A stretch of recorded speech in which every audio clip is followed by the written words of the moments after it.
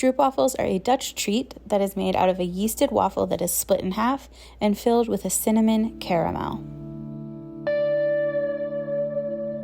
Hello, welcome. My name is Katrina, and today I'm trying to become star baker by making the best Stroopwafels I've ever made, which they will be because I've never made any Stroopwafels before. This is the technical challenge from Caramel Week on the Great British Bake Off, and I feel like I should be more nervous, but I'm actually really excited. I think that this is gonna be really fun, and Stroopwafels are so good, and I get to eat them today, so that's very exciting as well. I purchased two special things. A mini waffle iron. Specifically, this is a pizzelle maker, which I thought would work quite well. It's got a very cute design on it as well. The other thing that I procured, which is something I have never used before and I know nothing about, is golden syrup. It feels like a very British ingredient that I am unfamiliar with. Amazon to the rescue. Okay, time to bake. I used Prue's official recipe from the Bake Off website for these Stroopwafels, which, by the way, translates to syrup waffle.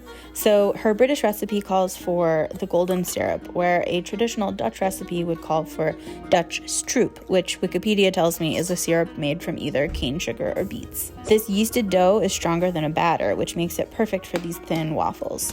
I made the dough first with flour, butter, yeast, cinnamon, sugar, salt, an egg, and some warm water, and then I set it aside to rest. While the dough rises, I'm going to attempt the caramel part. My first introduction to Stroopwafels was on my first journey abroad. With two friends, we went to 5 countries in 14 days, including the Netherlands. I haven't done much international travel, but one of my favorite parts of going new places is getting to try new snacks. Going into pharmacies and convenience stores is such an interesting way to feel our inherent human similarities and also our unique cultural preferences. There were 2 snacks that I got on that trip that I still think about to this day. Stroopwafels was one of them, and the other was paprika-flavored potato chips. As my friends and I bussed and trained and Ryanaired around Europe, this was the salty/sweet combo that we repeatedly purchased for comfort on these long transit rides. Prue said that the caramel should be cooked low and slow so you don't get grainy sugar. So I cooked the brown sugar and butter for a really long time before I added the golden syrup, vanilla extract, cinnamon, and a pinch of salt that Prue didn't call for, but I had to add. To me, caramel always needs just a little bit of salt. I fully just burned my finger, but it was worth it. This tastes exactly like it should. Exactly like my memories.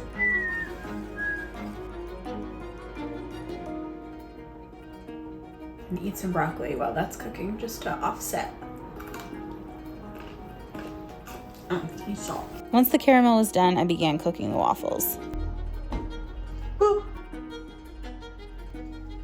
Ooh.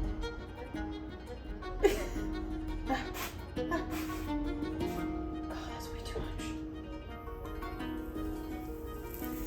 The first one was a major fail. But I learned if I flattened the dough ahead of time, I was able to find a modicum of success. I've gotten Stroopwafels here in the States on multiple occasions, but I haven't ever found a brand that's as good as the ones I had in Europe. What I have never seen here are those paprika chips. I bet I could find them online these days if I looked, but I think that there's something really special about the fact that their flavor is entombed in my memories from that trip. What do you think about this? Do you like being able to get things from your travels online after you get home, or do you prefer to enjoy local products when you're actually there? For me, I think it's some of both. I don't think I did a terrible job. I don't think I did a great job, but I don't think I did a terrible job. So I'm going to have my little Stroopwafel and my tea, try an Abed in the morning, because I feel like you can't have a Stroopwafel without a hot beverage. That's very hot. So the way that I was shown to eat these, a pretty one. So you take it and you put it on top of your hot beverage and it warms it up a little bit. Let's see if we can get something pretty happening here. It's got a good amount of filling. Some of them I did a little more than others. I think this is a good one. You can already tell, I think my caramel is a little grainy. Cheers.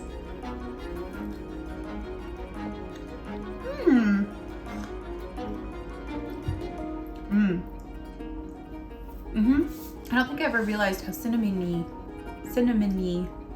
Stroopwafels are, but they really are, which I love. And I can also really taste the butter and the caramel, which is never a bad thing. I do have questions about the difference between a caramel and a toffee. I was always under the impression that a caramel had to be like a granulated sugar that had caramelized, and that if you melt brown sugar and butter together like this recipe, that's officially a toffee. So I don't know, correct me if I'm wrong or tell me that I'm right. They were kind of low effort for what they provide. I do think that my caramel or my toffee didn't actually melt all the way, or maybe it re-solidified because it's not super smooth, but I don't mind. It's still really tasty. Stroopwafels are interesting because they're not like a hard cookie, but they also have like a little bit of a crunch to them. And I think I did nail that. Like they have the softness and like the breadiness. I don't think that my pizzelle maker was like the best tool for the job, but it was really cheap and I didn't want to invest in something super expensive because I don't know if I'm gonna do this again. But I could see myself getting into this. This is fun and it's a great way to bake without turning on the oven, which is good in the summer. Overall, I think I did good but not great. I'm gonna give myself 7 handshakes out of 10. I think that that's pretty appropriate. And if I'm gonna do this again, I would totally do this again. I'll give that a 10 out of 10. This is absolutely worth the effort. Haven't had one this good since I was in Europe. Highly recommend. That was a fun one. Gotta have it with a hot beverage. I really stand by that, even if it's the summer. I actually love hot beverages in the summer. Is that weird? Well, thanks so much for coming along for this little journey. I hope that you enjoyed. If you like cooking and crafting content, that's what I do here. Triple alliteration there. There's a lot of fun things happening down here below this video, such as the subscribe button, the like button, the comment box. There's also a link to the recipe that I used if you want to recreate these yourself. And then of course links to like all my social stuff. Really appreciate you sharing a little bit of time with me today, and I'll see you next time. Have a great day. Big hugs. I'm gonna bring one of these to Josh.